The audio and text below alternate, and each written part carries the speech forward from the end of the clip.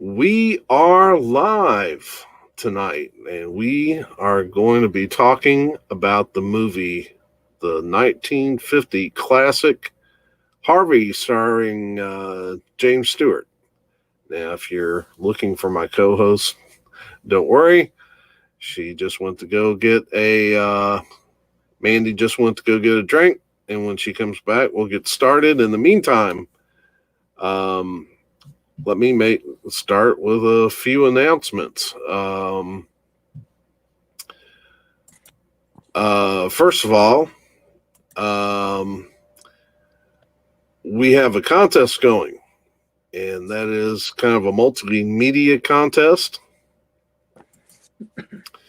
Normally in the vinyl community, which is where most of my videos are directed, um, we're showing albums. But I thought for this contest for type 1 diabetes awareness, we would do everything. So if you are in a community that like the comic book community, you can go look at the live stream on the rules that we did and come up with a good video featuring comics. That's fine with me. Or if you're in the movie community, which I might be some folks that either watch tonight live or watch this on replay, we'll take movies, and we'll take a mixture. I'm apparently I'm a big softie, so we can we can do a lot of things here as far as entries. So, oh wow, I know that does your ego well. Thank you, Martha. And so we have the prize for that contest is $50. Cash? Yeah, $50. Well, I was going to say cash, but we're not really going to be handing cash to anybody. We'll the way that usually works is it'll probably be paid PayPal or Venmo or something of that nature. I think there's another one that the cool kids are using called Zelle. Whatever. I got accounts on all three, so we can make that happen. So $50 plus 2 books from the Academy Arts website. Academy which Arts do what now? Academy Arts Press. Oh, Academy Arts Press. And so there you can pick up a couple books there, and Mandy's husband Vin Morielli will be throwing in either a acting or playwright script writing session, whichever one floats your boat. And he is a member or an inductee. Has he been inducted yet? No, he was supposed to be last May, but the COVID's got all on pause at the moment. Yeah, so he will be inducted into the Kentucky Television and Film Hall of Fame, along with one of my favorites, Jim Varney, which brilliant actor. So we've got that going on. That's running until the midnight, the Sunday night after Thanksgiving. So you've got a little bit of time there to get an entry in if you haven't already. Then we've got this podcast, this live stream tonight, plus next week. Mandy and I just decided that we will do one for the movie, the classic Planes, Trains, and Automobiles, featuring Steve Martin and John Candy. And I'm stoked for that one. Yeah. But I'm stoked about this movie too. It's one of my favorites of the classics. As you know, I've not been in the classics for that long. So my buddy Dave kind of got me into it with some movies like this one and Arsenic and Old Lace, and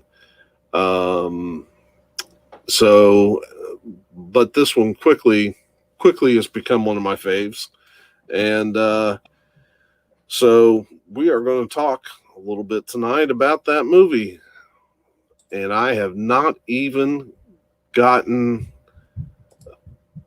a read on how much Mandy liked it. And I'm scared. Are we jumping right into that? Are you ready? I guess. All right. So the first half of the movie, I was like, what am I watching? I couldn't wait for it to be over. I had to watch it like in halves. So I took a break and I was like, oh, I don't even want to go back and finish this movie. And then I believe it was the next day that I came back and I loved it. Absolutely loved it. Really. All right. Well, that's interesting. Yeah. All right. So we're going to start tiptoeing into this movie. If you have not watched it, I would suggest leaving because we're getting ready to spoil this thing. I mean, spoil it because we're going to walk through it in detail.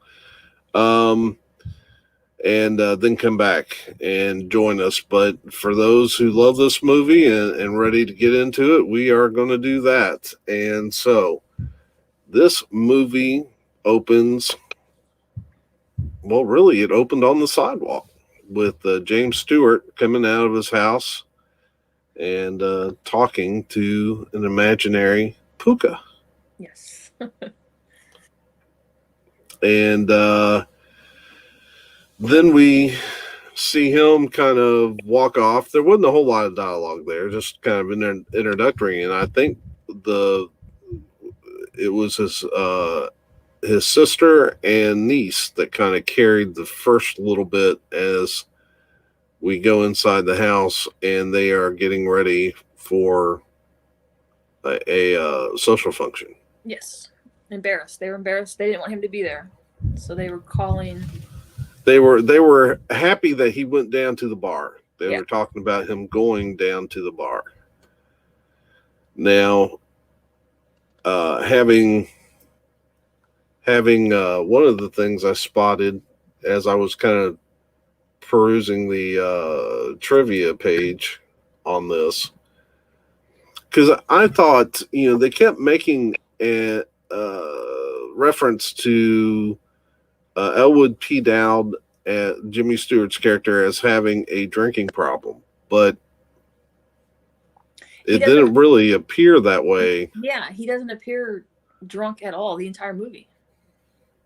Now, on the page, it does say that though James Stewart's character, Elwood P. Dowd, may certainly be referred to as an alcoholic, only at one time in the entire picture is he seen taking a drink. This is because the Hollywood production code at the time would not allow him to be shown getting drunk on film. Oh. Which. Well, I think that worked in their favor because it made me think a little more like, is he crazy or is he drunk? Right. Well, having worked at a homeless shelter, I kind of, I've known plenty of guys that have talked to things that weren't there, that had nothing to do with the substance abuse issue. So, it wasn't, to me, it wasn't a necessary element because, in fact, I don't know that of most of the guys that I know that are either have that kind of a fantasy schizophrenic thing. Well, some of it's schizophrenic paranoia, which that's always looked a little different to me than what Dowd was going through. Because I've known guys that have delusions and do things like, talk about, well, I knew one guy who liked to hold press conferences. in an empty cafeteria, and wow. and so that always looked a little different. Whereas with somebody who was schizophrenic paranoia, which I've also encountered, that would be like I might be walking down a hall and pass them and say, "Hey," and they would, the voices in their head would make them hear, I'm going to kill you, or I'm get out of my way, or something like that, which you wouldn't really be aware of unless it built up into something that came out later. So yes, schizophrenic paranoia has always looked a little different to me. It's a little more concealed and not quite as delusional. I have never known an alcoholic to talk to people who aren't there because they're drunk. So, but I don't know. Have you ever been drunk, Dale? I have never been drunk. But I have known, like I said, Well, I I've worked been at drunk, but I've never talked to imaginary rabbits either. yeah, um, yeah. But in the course of 17 years at a homeless shelter, I knew plenty of people who were drunk, and I don't recall them talking to anything. Yeah. But so I don't know that it was necessary, but they kept at it as though that was the source. But I don't think that even sober, uh, I don't know. Just looking at it, it just and then we'll get into that part later. So we're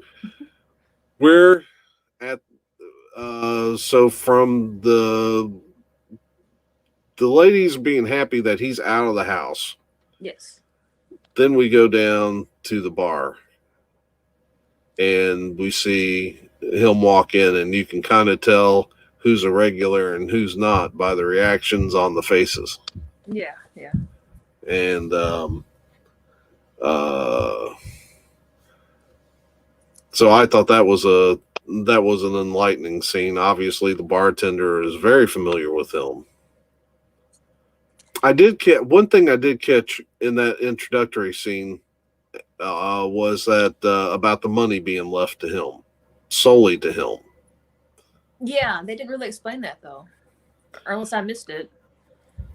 Well, they didn't go into depth. There was that little bit of conversation where the aunt said that he got left all that money because the person that left it to him died in his arms, and then the niece made the point, well, you don't write your will after you die.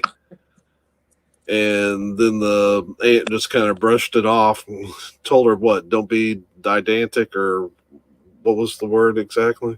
I don't remember. I can't remember, but yeah, so they had that little conversation, and so that kind of, but I never could really understand. I guess the first time through several years ago was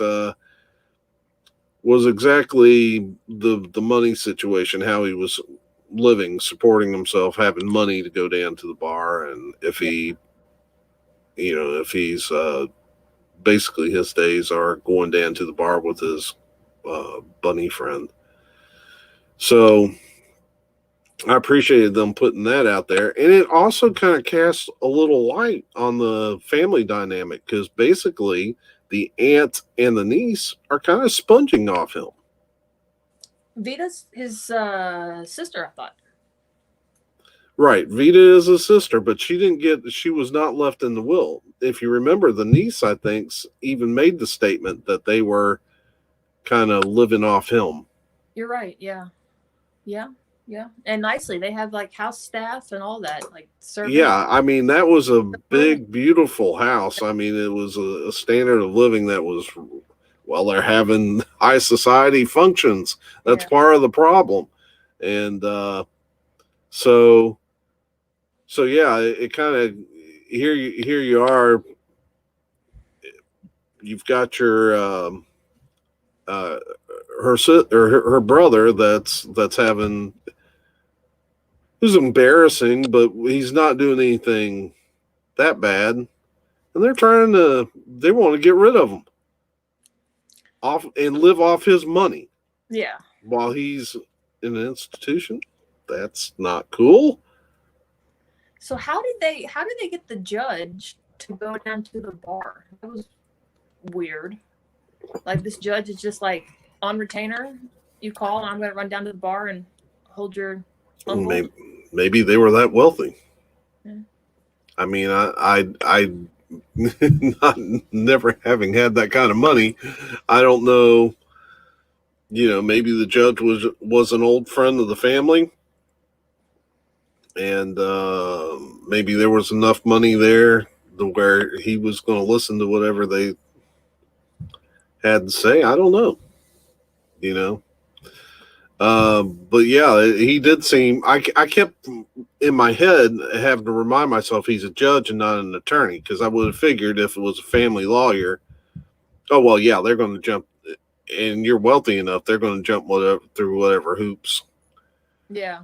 You have, but then he kept introducing himself as a judge, and I kept thinking, yeah, that's a little odd that the judge himself would put himself out in that way. She's back. Okay. I don't know what's happening. I don't know.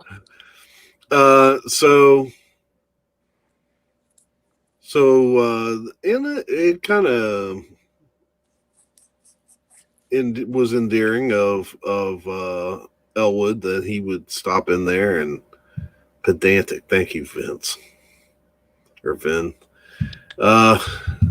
Is Vin short for Vince? You talking about my husband? Yeah. Vincent. Okay. Yeah. All right. So I slipped Vince out, and then I thought, oh well, what if Vin wasn't short for that? Yeah. So I thought it was kind of endearing of Elwood to have this kind of friendly relationship with don't want you to fix my audio. With this guy that obviously goes to jail every now and then, goes to work for 90 days for the state, I guess, here and there. Did we get much more out of the bar scene than that? No, not really. No. But then we kind of get cooking, because he goes back. He finds out while he's there that they're having a function, so he decides to go back. And then he starts introducing Harvey to everyone. Yeah. And that's kind of where the rub comes in. Because where the what comes in? That's kind of where the rub comes in. I mean, that's where the friction starts, because he's introducing his 6-foot imaginary friend to all these high society ladies, and they're looking at him like, what's your deal? Yeah. He's trying to get the Myrtle May fixed up with a man. And they can't do that with the crazy uncle coming in. Yeah. And so I like that. I like that scene where he comes in and they meet the one lady, and he seems charming when he first walks in the door.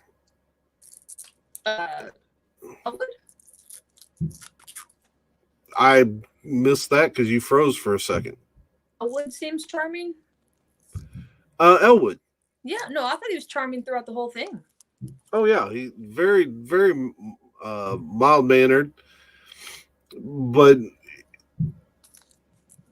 kind of. I mean, it definitely does change when he starts talking about Harvey. Then the attitudes really start changing. Yeah. Then he seems a little less charming, maybe, and a little more wacko. But so when he came in and it looked like he had her wrapped right around his finger until he started talking about Harvey. Yeah. And then moved her out of the way, out of Harvey's way, so they could go in and meet some other folks. Yeah, See, I like. I need to go back and rewatch now that I liked it. You know what I mean? Because I just Yeah, bared through it through the beginning, and then once I came back the second time, I need to rewatch it. This was only days ago. I just finished it yesterday. okay. So he goes in and is introducing, and that's when they Harvey to everyone. That's kind of when the plan comes in that they're going to start working on getting him out of the house. Yeah. And put him in an institution, which is really a terrible terrible thing to do to the fella. Like I said, if his behavior, I get it. If he's being violent in some way, if his illness is causing him to be violent or not take care of himself or anything that wasn't constructive. But if you're rich and he doesn't have to work and he's just walking around talking to his little rabbit and being real nice and polite, what's the problem? Exactly. Yeah.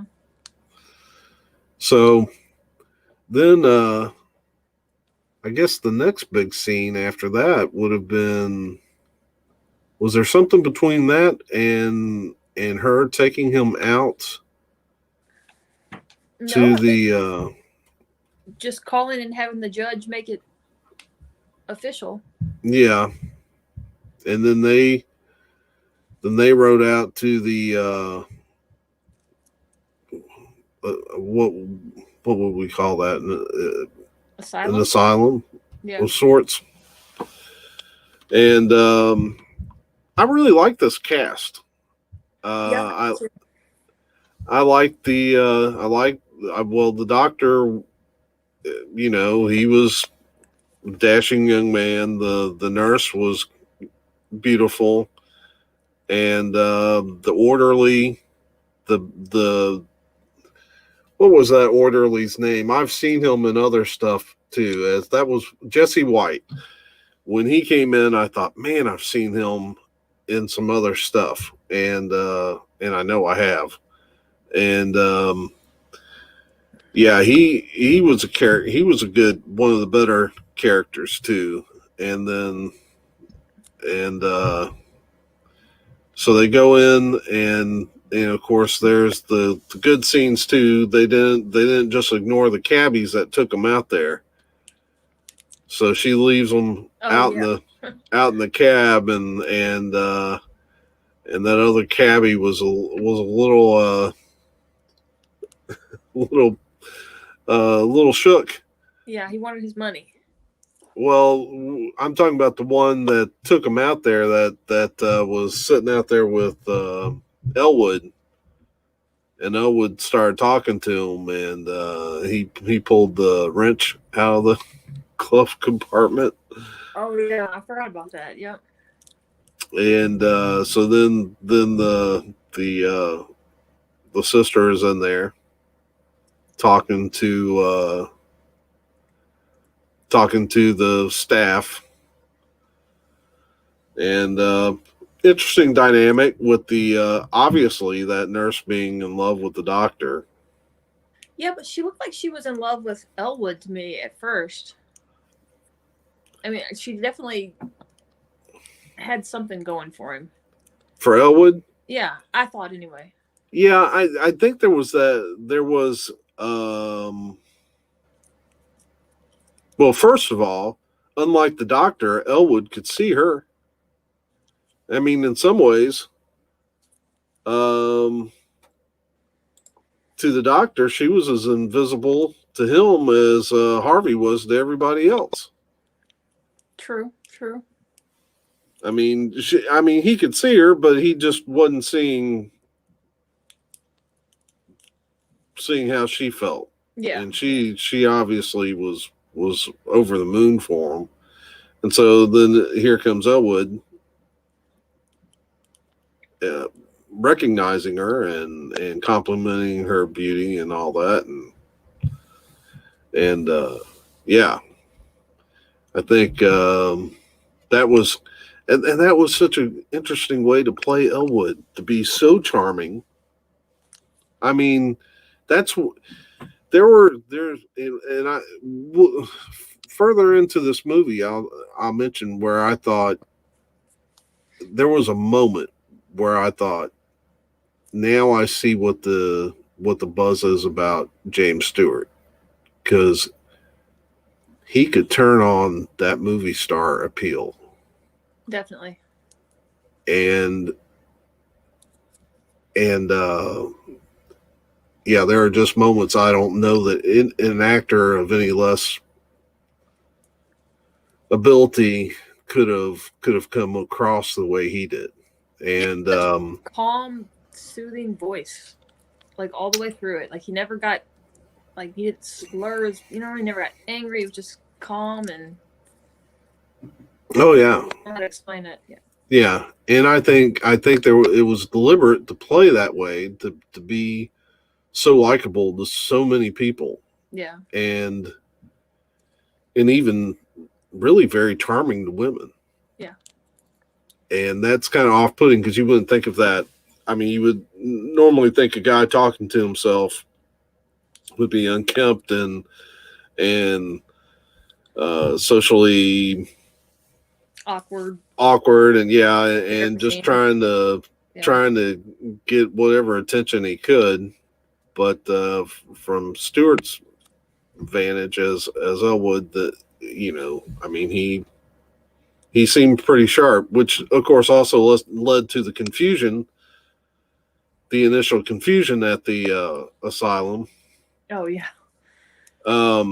So we've got now. I will say this too. Let me find her name. The name of the Josephine Hull, who played Veda. Mm-hmm. What a wonderful character. Yes. Yeah. She sold her part so well. But it wasn't so much confusion. I mean, it was confusion, but it wasn't confusion because she was seeing Harvey too. Well, she mentioned that she saw him once, but if when she walked into the office, a lot of what she was saying about him seeing her, she was talking. There was a kind of a dialogue. I don't know how to say it. There was kind of like a dialogue miscommunication where she's talking about Harvey. It sounds like she's talking about Harvey like he's real. Yeah. Even though she's really talking about Elwood's dealing with Harvey as though he's real. And then at the point where she said that she saw him, sometimes she saw him too. Well, then yeah, that just kind of threw everything over the edge, and she ended up getting committed herself. I love when the orderly is taking her away. That's great.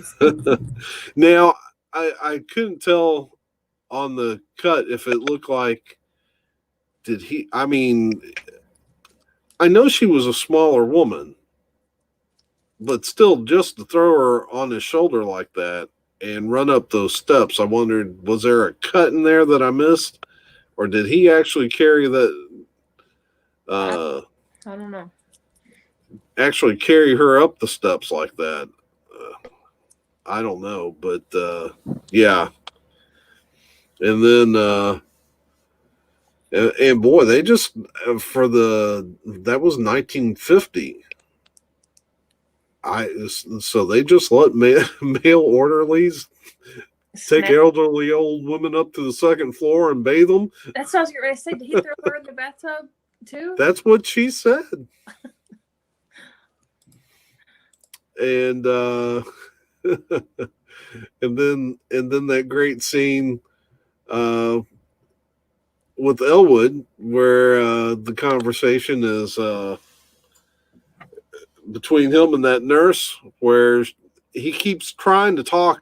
I mean, from the time that the nurse went up there to get him out of the room because they thought that they were going to, that he was sane and would sue them, to the point where they came down and they talked and he left.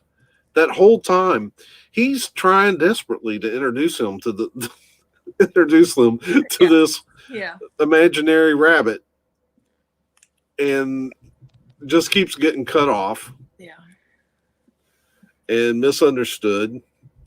Like that part about you could have gotten a bath too. Oh, we bathe. Thank you very much. And yeah, but then there's that whole conversation with the doctor and the nurse, and nobody recognizes that there are 3 chairs. He's pulling up extra chairs when he can only sit in one to begin with. Oh yeah, who said Harvey? Oh well. Here's David's first point. Yeah, Jesse White was a sturdy man. Okay. And he very much could have carried her, but then he says, who said Harvey was imaginary? Maybe not. But he had the hat with the holes cut out for the ears. So yeah, so they're having that whole conversation, and he's got that extra chair out there, and nobody's paying attention. He pulls a third one up for the nurse, so that she can sit down, and they have that whole conversation, and he's still steadily trying to tell anyone he can, hey, this is my buddy Harvey. Yeah. I'd like you to say hello. And then did he get off the grounds before they realized that they had made a double? I believe mistake. So. Yeah, I believe so. Yeah. Because he did leave, and then they went in and talked to the. Is that when they talked to the main guy again? The one that, here's the doctor that everyone talks to, and here's a doctor that no one talks to. Yeah. And they went in and talked to him, and then he flipped out and got them looking for him again. Yeah. So they follow him to the bar? Is that right? Well, they go looking for him at the bar? I don't think they knew where he was to begin with, because there was a scene where they go to the house. Right, where everyone's in the house, and Elwood actually comes through the house. And I don't think anyone saw Elwood. I think you're right, yeah. Because he brought in the painting. Oh, yeah. Of him and Harvey. Yeah. And that's how Vita knew he had been there, yeah. Yeah. So that's not my mother. How did you like the budding romance? Who? Myrtle May and the orderly. I thought it was great. I love that. I love those scenes. Yeah, those were funny. Where, she's definitely found a love interest. Of course, he's trying to capture her uncle. And all those scenes were great. Trying to think what else happened there. Did the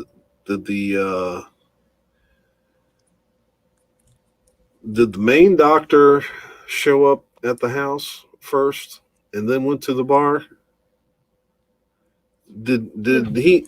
Who was in the scene with Vita when she was talking about the painting of her mother and not realizing that it was covered up with the painting of Elwood and Harvey. I think that was the young, handsome doctor. And then she sends them off to the bar.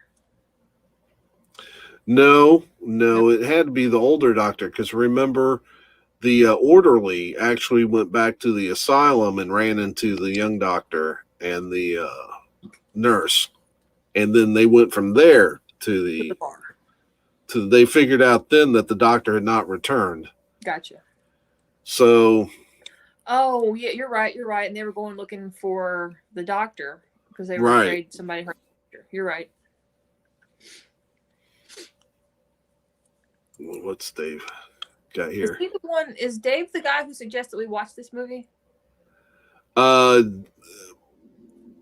I don't know. I thought I was the one who suggested it, but Dave is the one who introduced me to it. He also introduced me to Arsenic and Old Lace. Okay. Which the lady that plays Vita, Josephine Hull, she's in that movie as well.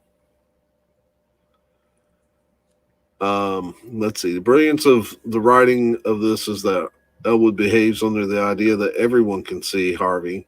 Meanwhile, everyone else is too involved in other things to notice. It was the judge who was at the house when Vita saw the... Okay. All right. That makes sense. I was thinking the main doctor that nobody gets to talk to, I don't recall him leaving the asylum. He did. Yeah, because he met up with he met up with Harvey and Elwood at the bar. Now I don't think we got to see that part. That was just kind of retold to us by Elwood to the others looking for the doctor. But then after that, we got to see the doctor returning to the asylum. So Elwood had to really disheveled, drunk, and that's why he sees Harvey now. Well, I don't know. I mean, he didn't just go crazy. If he was at the bar, I think it implies he got him drunk, and now he sees Harvey. Yeah. Yeah. All right. So let's backtrack just a little bit. Where are we at? We need to start taking notes when we watch a movie. I tell you what, because we can get around a little bit. So we've kind of talked a little bit about the scene with with Vita and the judge, where she turned around and saw the portrait and freaked out. And that's the only time you see Harvey, what Harvey's supposed to look like, right? Right. But now, that's what I should get. Maybe didn't the main doctor show up at the house just briefly? Because who was it that confronted the orderly? I don't recall the main doctor leaving the asylum. Dave? Maybe that was the judge that the orderly ran into. No, I think it was the main doctor that ran into him in the doorway, because the niece was complaining to him that you haven't eaten your sandwiches yet, as he's running out the door, and he's saying, "Well, I'll see you tomorrow," or something during visitation. And there was a gentleman they ran into at the door. I was thinking that was the main doctor, because I was thinking that the orderly knew him. Don't recall. Well, yeah, we need to take notes, because we need to start taking notes. I'm hitting a little spot where I'm having a hard time remembering who was doing what when. All right, so from the house again, we go. All right, so that's when the orderly left, and I think at that point the judge left and maybe went, or no, not the judge, but the main doctor. What are these doctors' names? Oh, Chumley and Sanderson. So Chumley, the main doctor, he then went to the bar. We don't see much of that. We get told about it by Elwood. Because I don't think it happened. It did happen. Okay. All right, so he meets up with Elwood. They get the drinking because that's what Elwood said. And at that point, the orderly goes back, and they realize they haven't seen the doctor in hours. And that's when the young doctor is telling the nurse that they're saying goodbye because he's been fired. Oh, you're and right. He's getting ready to leave, and she's yelling at him because he's talking about missing all the wacko people in the hospital and doesn't talk about her at all. And she gets mad and starts yelling at him. And then this orderly runs in, and they realize they haven't seen the doctor in hours, and they figure out that they're probably at the bar. And that's when everyone grabs their jacket to run down to the bar. But when they get there, Chumley has already left. And you've got I thought it was an interesting dynamic, too, that they go into this bar, the three from the hospital, and they find Elwood. And, of course,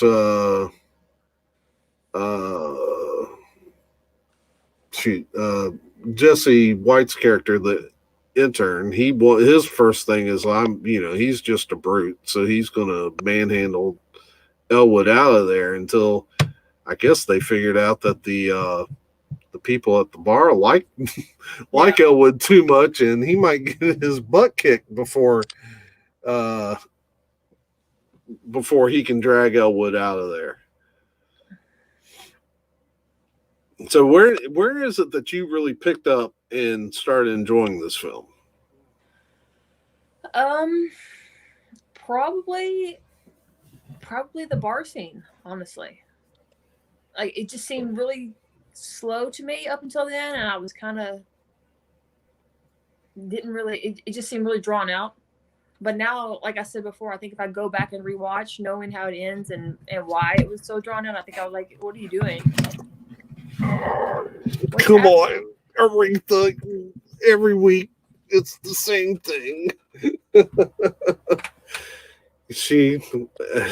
I saw her come into the desk and I couldn't get her stopped.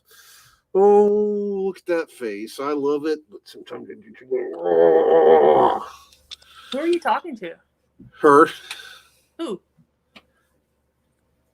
Can you not see her? I can't see anything. Can anybody else see something there? Oh. Have you been drinking, Dale?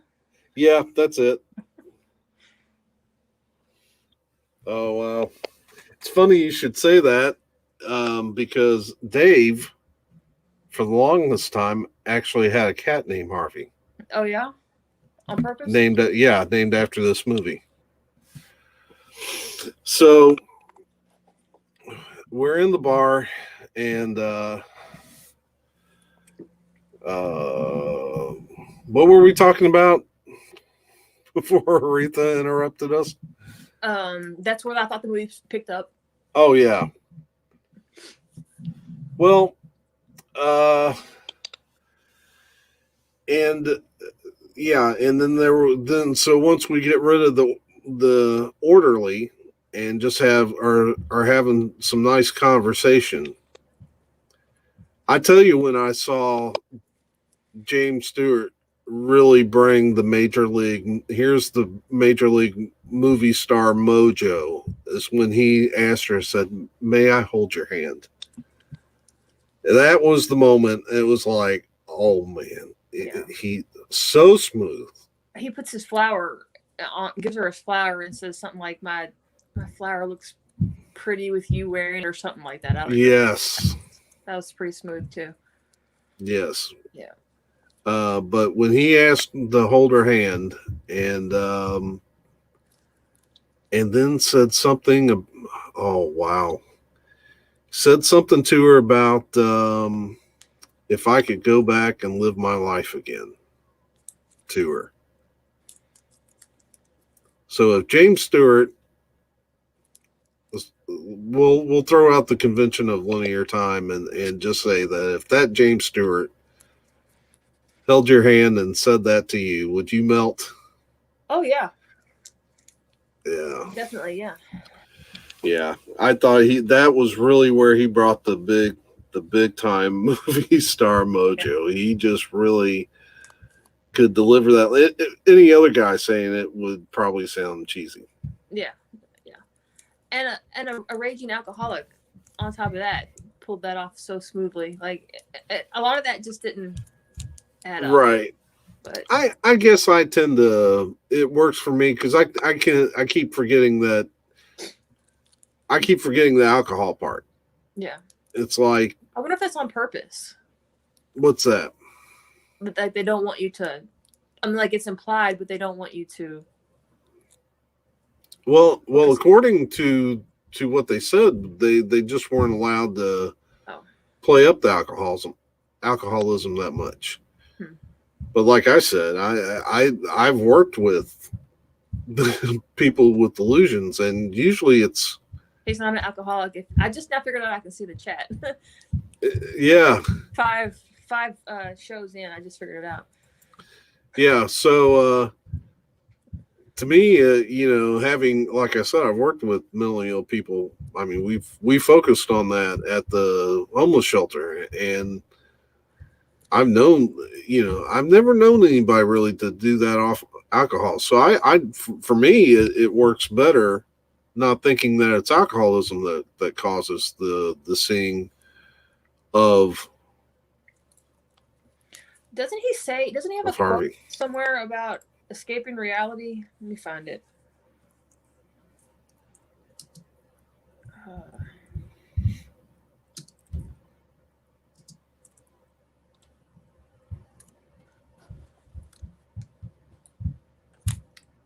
I typed it in and I've got Steve Harvey quotes coming up now. a different Harvey than the one we're looking for. I'll find it. You continue talking. I'll find it. But I love that. I love that bar scene.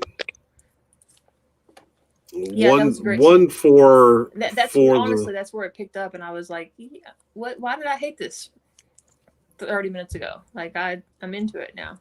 Right. Here. Oh, he says, I've wrestled with reality for 35 years, and I'm happy to state I finally won out over it. Yeah. Yeah. My favorite line from the movie, my mother used to say to me, she'd say, in this world, Elwood, you can be oh so smart or oh so pleasant. Well, for years I was smart. I recommend pleasant. Yeah. My favorite line from the movie is at the end, so I'm going to save it till we get there. Yeah. Yeah. I there are so many good lines in this movie. Like I said, the dialogue with him and the nurse was just brilliant, and you could see how charming he could be. And then also the dialogue out in the alley.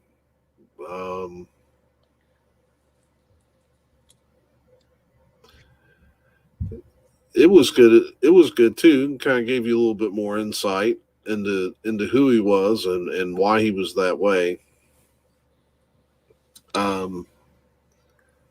So from the alley, where do we go then? We go back. Oh, is that where I guess we catch up with Dr. Chumley returning to the asylum, which you said he never left. I don't remember him returning to the asylum either. Remember, I remember he came through. He came through and met the gatekeeper. Dr. Chumley? Yeah. I remember Elwood meeting the gatekeeper. No. He came through. He got through the gate, and he started wandering to the. He looked kind of harried, like he was worried about someone catching up to him. So like when he come through the gate, he's motioning at the gatekeeper to get it shut, get it shut. Then he goes up to the house and he's looking back behind him and runs into the bush and kind of yelled out. And the gatekeeper came out and said, are you hollering for me? And he said, no. And then he goes into the building. And when he goes through the door, we see the doors open behind him like there's something invisible following him. You're right. Yeah. Harvey had left Elwood and went with the doctor. Went with the doctor. Yeah. And so then the doctor goes into his office and what is freaked. Fantasy he had? Are we there yet? Or did I just jump forward? You jump forward a little bit. Okay. So before we get to that fantasy he had, he went into his office. Yeah, Dave's saying you must have fallen asleep for a few minutes. It's very possible. Remember, he went out the window and set off the alarms just as everybody else was getting there.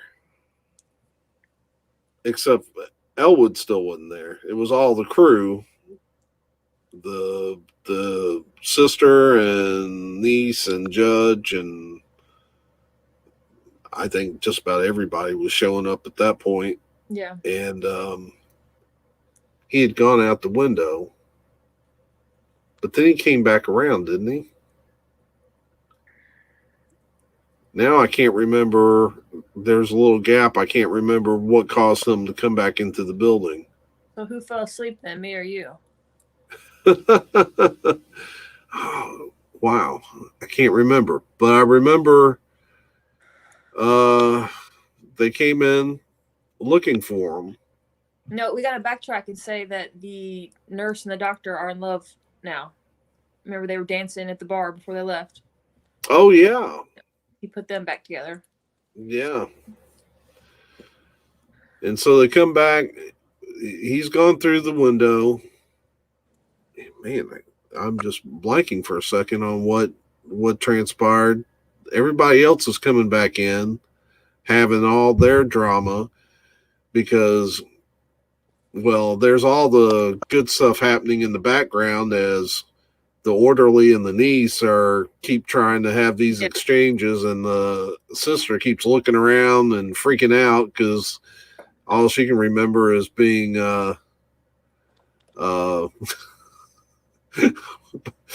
bathed against her will.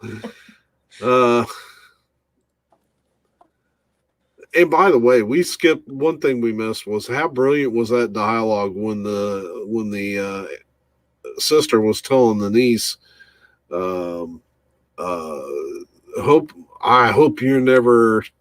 You have a lot to learn about life. I hope you never learn it. Yeah. Yeah, that was good. Talking about and not knowing that's exactly what the niece was. Okay. Dave's saying that, well, if I can get the cursor to work, Dr. Chumley went out to look for Harvey, who had wandered away. Okay.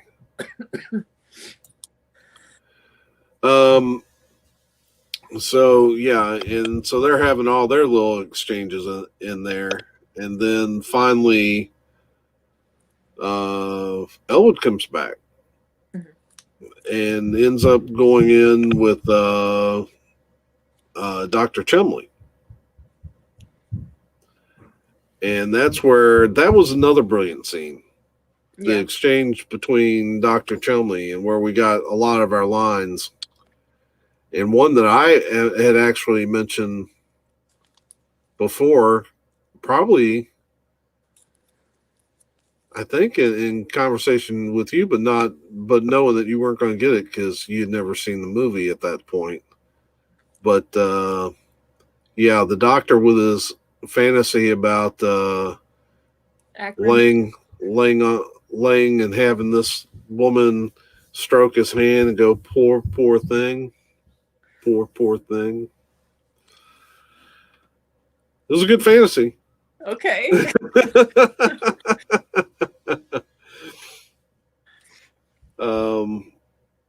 So what were your thoughts on that? I thought it was part. absurd. Like what? Why? On the exchange between Elwood and the doctor. It was a sweet. Yeah, it was sweet. It was I don't know what other word to use for it, and bizarre at the same time. Yeah. Well, he's kind of talking a little bit about Elwood's kind of talking a little bit about just enjoying everyone and everything in the moment. Yeah. Where he tells the doctor, he said, and I'm enjoying sitting here talking with you. Let me give you one of my cards. I did not realize the first time through how many times he was repeating those certain phrases about, let me give you one of my cards. Don't use this number, use this number. That's the old number. And did you notice also that he would never go in through a door first? He always had other people go in front of him. Never. Yeah. And there were a couple other phrases that he would always seem to use besides just the card. Just a little idiosyncrasy. Over for dinner. Oh yeah, yeah. The movie ended before we got to see if all these people showed up for dinner the next night. Yeah, or inviting them down to the bar for a drink. Yeah. But that was in line with his character. He just never met anybody he didn't like. And they all responded well to him. I mean, he was likable enough that, yeah, I'll come over for dinner. Yeah, he always held the door open for Harvey. In fact, earlier in the movie, there was that scene where they were disrupting that social get-together. And the lady went to go shut the double doors, and he's like, no, because Harvey was coming through, I guess. Yeah, so that was a pretty good exchange between him and the doctor, and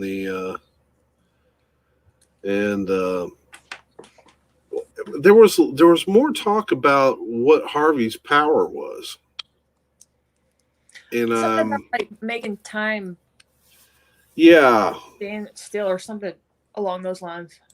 Yeah. And talking about would Harvey do it for him? It was almost like he was trying to give Harvey away to him. Yeah. Yeah. And so then we come out, and they and oh yeah, one of the other brilliant lines was when he came out from from Chumley's office and talked about going back down to the bar, and they said, no, you're staying here. And he's like, oh, conflict in any conversation always adds a little bit to it. He just didn't get flustered about anything. Yeah. I loved also when the sister realized that she didn't want him to get the shot. Yeah. And how that all worked out. Yeah. He couldn't what kind of judge doesn't have any money on him? Yeah. I mean, this bigwig walking around, he doesn't have a dime on him. She can't find her money. Because Harvey misplaced her change purse. Right. And then so they have that conversation with the cab, and I think for once she got to see her brother for what he really was. Yeah. Rather than just being a nuisance. Yeah. Yeah. Yeah, that was really sweet. I mean, and he was so willing to do anything to make her happy. He's just rolling his sleeve up. You want me to get the shot, Vita? I'll get the shot. Yeah. Yeah. But now you did get the impression he didn't want to. Yeah. But he was going to do it to make her happy. Right. So how much of this movie was about characters not seeing other characters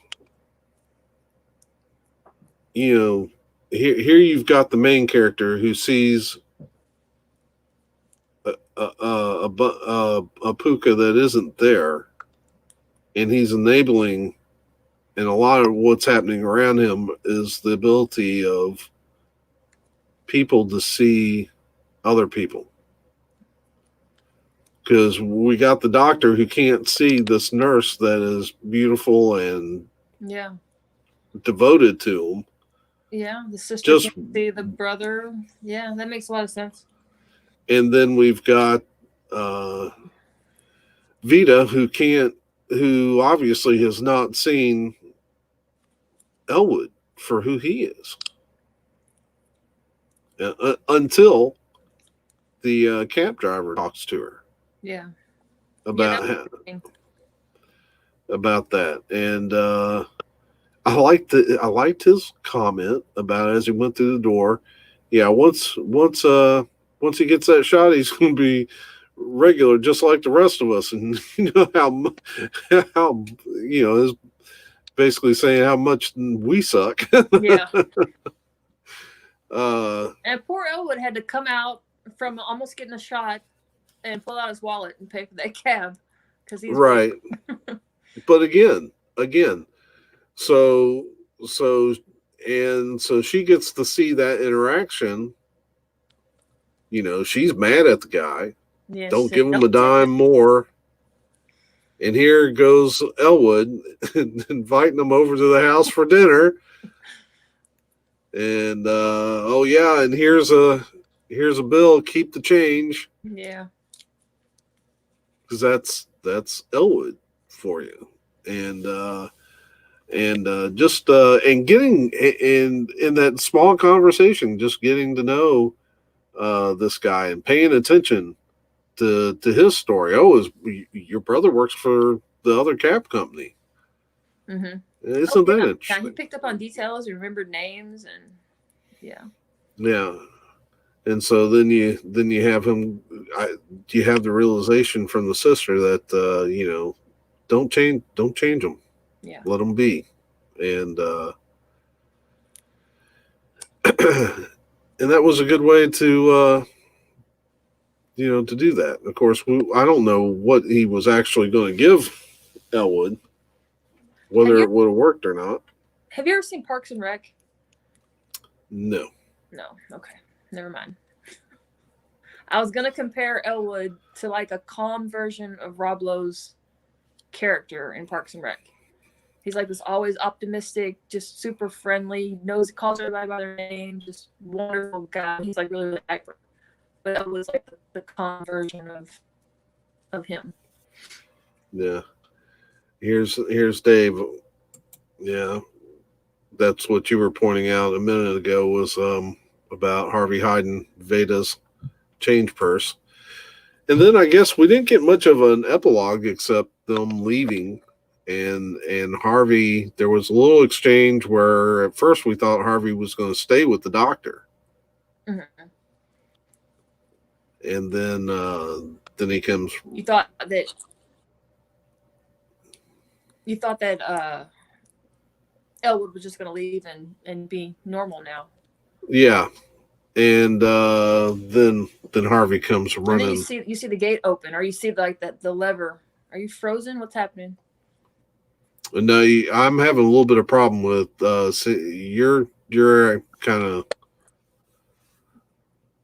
freezing up on my end. You're freezing up on my end. Well, you're freezing up on my end. Well, then let's just end this. How about that? No, we got too much to talk about still. We got let's go through some of this. And he leaves. And then the best line is this: so Harvey opens the gate. He comes with Elwood, and the best line of the show. Where did he go? You don't know what it was? No. He said, "I'd prefer you to Harvey." Oh wow, yeah. Very sweet. Yeah. Though we're not real sure how real Harvey is. Let's see. Okay, here's some interesting. They've got some interesting trivia on the IMDb. So Okay. let's hit some of that stuff. I think this is interesting. At the suggestion of James Stewart, the director changed many shots to make them wider so that Harvey would be in frame. Now that's something I wouldn't have thought about. I didn't hear a word you said. It completely froze on my end. And you're frozen free. Okay, maybe we can get somebody in the room. Dave, are you in here? Who's freezing? Is it me or is it her? I mean, my Wi-Fi signal looks very strong to me. I've got strong Wi. I mean, you want me to screenshot it? Huh? Everything on my end looks crystal clear. Okay. So can you hear me now? I can hear you. Can you hear me? Yes. Okay. I can hear you. It's just your picture over there is kind of pixelating and freezing at times. But all right. So that first was at the suggestion of James Stewart. The director changed many shots to make them wider so that Harvey would be in frame. Oh, that's cool. Yeah. Dave says how tall James Stewart was. If they're making Harvey out to just be 6'3", how tall was James Stewart? I'm right. Dave, think it over. Okay. Do what now? What were you saying about James Stewart? I wonder how tall he was. Oh, well, they talk about that. It says, although James Stewart is 6'4", he refers to Harvey as being 6'3.5" inches tall in the film and looks up at him during the entire film. The claimed height is correct and corresponds with Harvey's height in the original play by Mary Chase. However, in a 1990 interview, Stewart said that he had decided that Harvey was going to be 6'8" in the film so that he could indeed look up at him, but the play script simply wasn't changed to reflect this. Okay. This is cool too. As a joke, the cast and crew would often set a chair for the title character at lunch and order him something to eat. That's funny. James Stewart later declared in an interview that Josephine Hull, the sister, had the most difficult role in the film since she had to believe and not believe in the invisible rabbit at the same time. Cool. And in many interviews, James Stewart has said this role was his favorite. I can see that. Like, it's made me I kind of want to look into more stuff that he's done. Like, I liked him. Is he dead? James Stewart? Yeah. Yeah. He oh, is that old? Yeah, it's not recent. I can't remember exactly what year. It was in the 90s, I believe. Oh, wow. Yeah. Let's see here. It says here Harry Coster. Which role did Harry Coster have? Harvey.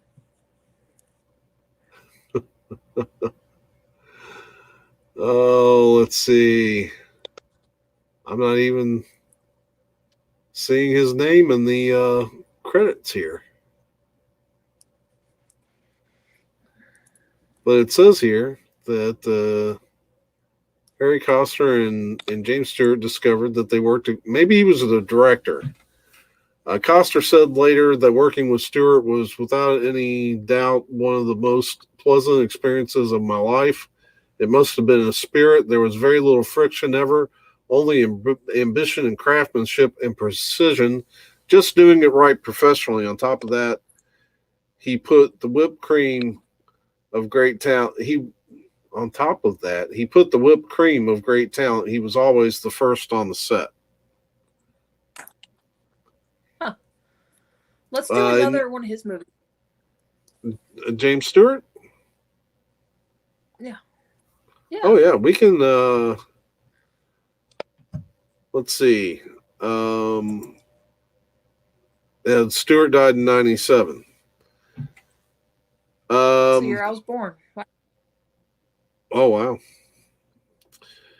wow.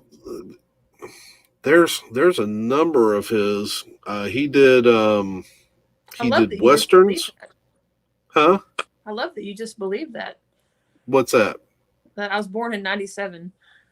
Oh, is that not true? You were born in the 80s? You're younger than me. I know that. Yeah, there ain't no 87, 84, 95. When were you born? 1995. September 30th, 1995. Move on. No, that's not right. 85. Where else? What are we talking about? Come on. Okay. Let's see. It says here that in 1990, James Stewart recorded an introduction to the VHS release of the film, which turned out to be one of the biggest selling videos of the year. Really? I wonder if he can sing. Does he sing? I'm sure he can. He seems like he'd be good at it. Dave could probably tell us. Dave knows Stewart even better than I do. Does James Stewart sing? Where can we find it? Does he ever take his shirt off in any movies? Also, Google that.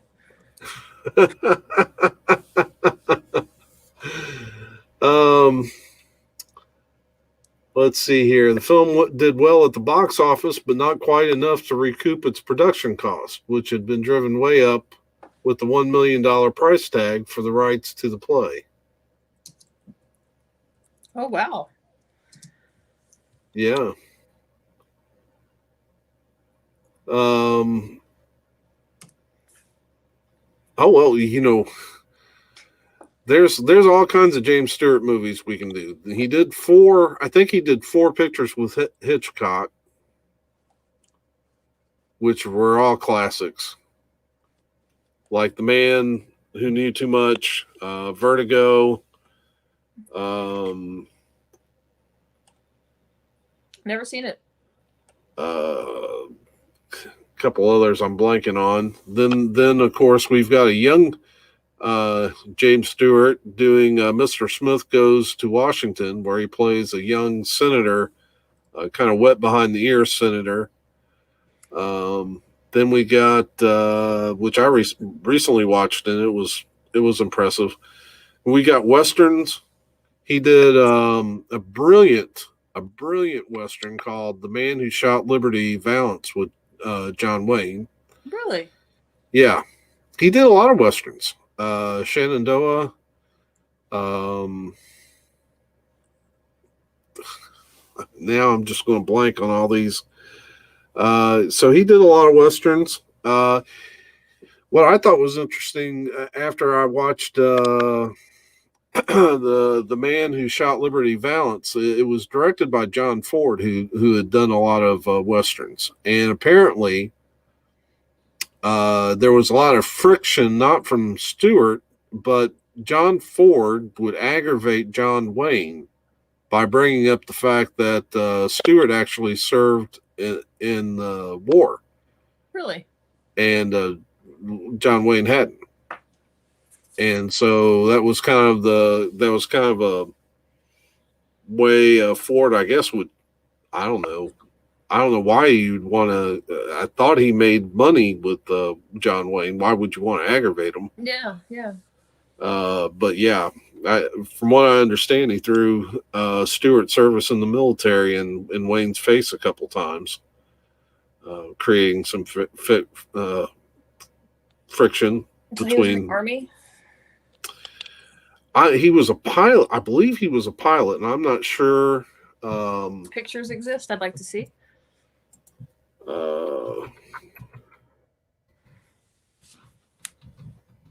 See. Guess we could do military. Well, I'm not going to be able to see it off of yours. Well, hang on a minute. Hang on. We might be able to accommodate you here, because I know one little trick. Let's see. Okay. Well, now we come over here to share screen.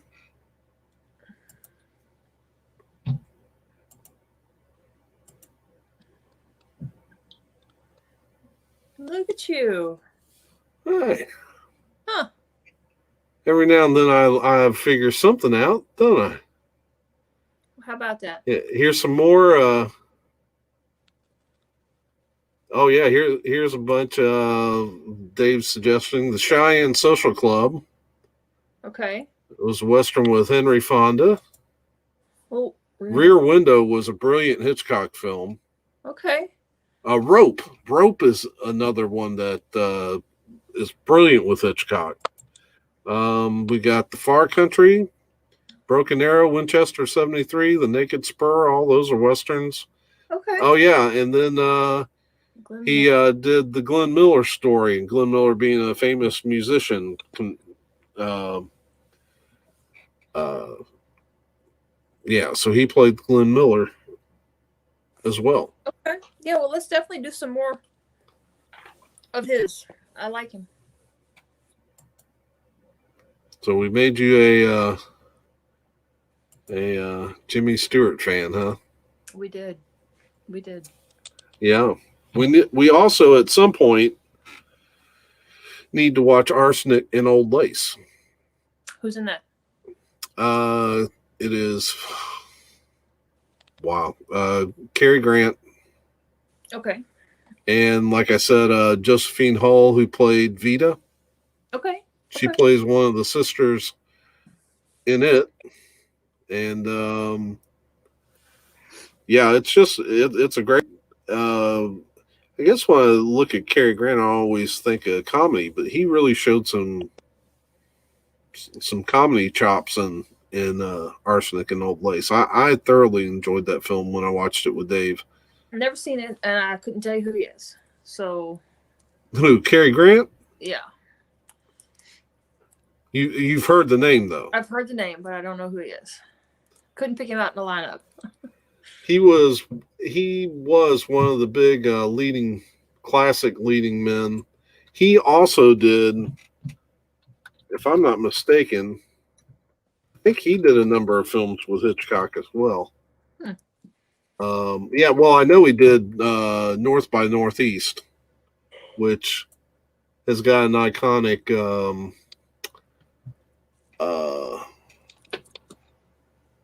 well, let's see here. That's Cary Grant.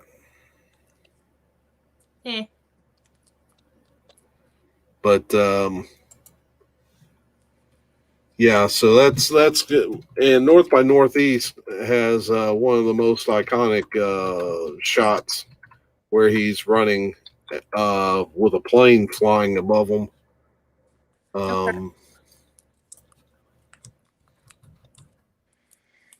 Let's see here. Okay. So next week it's Planes, Trains, and Automobiles. Yep. And then we'll pick another classic after that. Yeah. So does that shot right there look familiar to you? It does not. Okay. It is a very classic shot. Okay. But yeah, so we'll do Planes, Trains, and Automobiles next week, and we'll Mr. Hobbs Takes a Vacation. That might be a really good one to do too, because who's in that? James Stewart. Okay. He's got such a huge filmography that, as far as his resume with successful films is just outstanding. Okay. So, all right. So I guess we will call it a night tonight. Is that what we're doing? I'm so tired. Are you? All right. So before we go, let's remind everybody once again about the Type 1 Diabetes Awareness Contest. Yep. And we've got the live stream on my channel that you'll be able to find it easy enough to check out the rules. And like I said, the prizes are pretty good, especially $50. I mean, I don't think I've had a contest that where I've done $50 before, and then you add on 2 books and a session with Vin Morielli. That's pretty cool, and we've gotten some really good entries, and so we appreciate all of that. North by Northwest next week, and we'll see you soon. Bye.